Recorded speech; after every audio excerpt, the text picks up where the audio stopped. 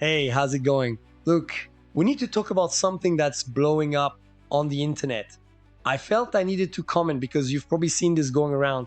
I'm talking about a robot called Neo. Its advertisement claims it's the most advanced thing we've ever seen. The promise they make is truly jaw-dropping.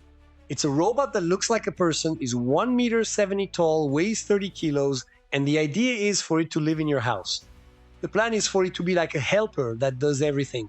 The advertising, of course, is very well done. The video shows the robot folding your clothes, washing the dishes from start to finish, and putting everything away in the cupboard, watering the plants without missing a single one. Then it vacuums and tidies up the house. If you lose something, it knows where it is. It finds the TV remote. In short, it would do all the boring housework that we know needs to be done, but that we hate.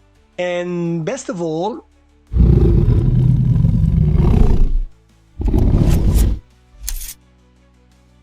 when it finishes, it goes back to its base on its own and recharges its battery. Can you imagine leaving the house and when you get back finding everything clean and tidy, all the chores done every single day, never having to do housework again?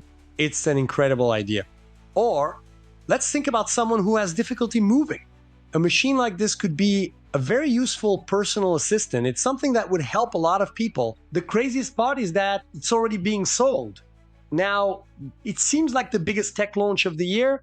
The problem is that this isn't quite true. I'm being serious.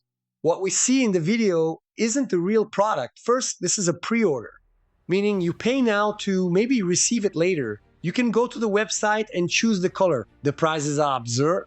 You either pay a subscription of $500 a month, like a rental, or pay $20,000 all at once to own the robot. $20,000 is the price of a new car.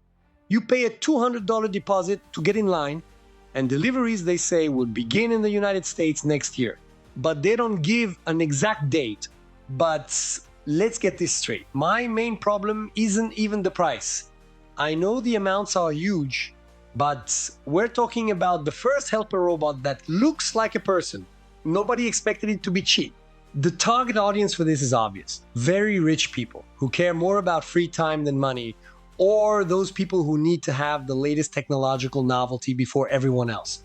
My real problem with this robot is the giant gap between what it can actually do today and what the company promises it will do while it's already taking your money. When we watch that advertisement video, it's normal to think the robot has a super advanced computer brain and artificial intelligence that lets it recognize things, walk around the house on its own, learn where the furniture is, and do the tasks. That's what the video makes us think.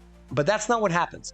A highly respected technology journalist named Joanna Stern went to test the Neo. The company went there to show her everything the robot could do. And what she discovered was shocking. 100% of the things they showed her, like picking up boxes or putting plates in the dishwasher, were in fact controlled by a human being. There was an employee hidden in another room using those virtual reality goggles, just like in video games, controlling the robot as if it were a puppet. Seriously, 100% all controlled by a person. And this was a demonstration that the company itself prepared. And look, if you enjoy this type of deep dive analysis that shows the difference between marketing and reality, if you like seeing what's behind the curtain of technology, do the following. Leave a like and leave the hype. This shows the platform that this kind of investigation is worth it. I see a lot of people on the internet defending the robot, saying, oh, it certainly does other things on its own, they just didn't show it. Think about it. Do you really think that if the robot knew how to do incredible things on its own, the company wouldn't make a point of showing that to everyone? To be fair, if you watch the propaganda video again, which is almost 10 minutes long, they put a tiny notice on the screen when the robot is acting on its own. Do you know how many times this happens? 2. The first is when they ask it to answer the door. The robot walks to the door, turns the handle, and opens it. The second is when they ask it to put away the dish. It wobbles over to a person, recognizes a cup, which was empty and made of plastic, picks up the cup and walks away with it. Okay, for robotics, this is impressive. But this also means that everything else in the video, everything was controlled by a person. The difference between what the product does today and what they dream it will do one day is gigantic. It seems that tech companies have lost the habit of waiting for a product to be ready before announcing it. Do you remember how it used to be? Companies would show a new cell phone and say, it's available in stores tomorrow. That created excitement. Now, in this new era of artificial intelligence, things have changed. The promise of artificial intelligence is so big, but the technology is still so far from being ready that companies prefer to sell the dream before they have the real product. And that's very complicated. We are seeing this happen with several products that promise to use artificial intelligence. They make huge promises, but what they actually deliver is still very weak. I keep trying to understand why they do this. I think there are two main reasons. The first reason, they need data.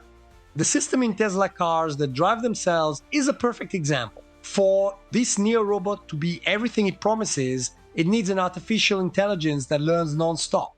It isn't born knowing how to fold clothes, it needs to learn the difference between a shirt and a sock, between different fabrics. It needs to learn to pick up a glass cup more carefully than a fork. It needs to know where the vacuum cleaner is, see if the battery is full, and not knock over your mom's vase on the way. And what if the task is to get the right medicine for an elderly person?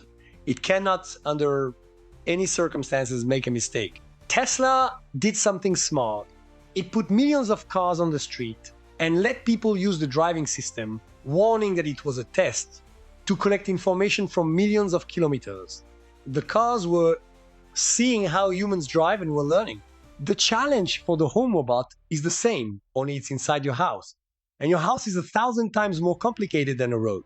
Houses have stairs, rugs, objects of all shapes and sizes. The robot needs to learn all of this. They need this data, this usage information. And that's where the second reason comes in. The people who buy first, the early adopters, the people who buy the robot now will receive a machine that, yes, might know how to open doors on its own, but it won't know how to do most of the tasks. And what happens when the robot doesn't know how to do something? The website explains they have the expert mode. If the robot gets stuck, you schedule an appointment with an employee. This employee will use the robot's eyes and ears, the cameras and microphones, to look at what's happening inside your house and will control the robot to perform the task. The idea is that by doing this, the robot learns how it's done. Think for a moment about how bizarre that is. Think about the privacy problem. The journalist asked the head of the company about this, and he said they would probably blur faces or let you block off certain areas of the house. But in the end, you are paying a fortune to invite cameras, microphones, and a strange operator into your home. This raises a question. Are there really that many people in the world willing to pay the price of a car, give up their privacy in such a serious way, and basically serve as guinea pigs for years so that maybe one day the robot will finally work as promised? The robot that exists today is slow, looks weak, and is kind of clumsy. We want that robot from the cartoons that does everything on its own and quietly. But what they are selling is just the dream. The problem is this enormous distance between the promise and reality. We want artificial intelligence to do genuinely useful things. The problem is that closing this gap is very, very difficult. And the most ironic part of all this is that the people who would benefit most from a working version of this robot, like the elderly or people with mobility issues, are the last people who would agree or have the money to be a test subject for a product that is so expensive and not yet ready. It's a very complicated situation. But I want to know your honest opinion. Would you have the courage to put a robot like this, that is controlled by a stranger, inside your house? Comment down below. And if you like this reality check that we brought you today and want more videos debunking the promises of technology, you know what to do. Leave a like and leave the hype. Until next time,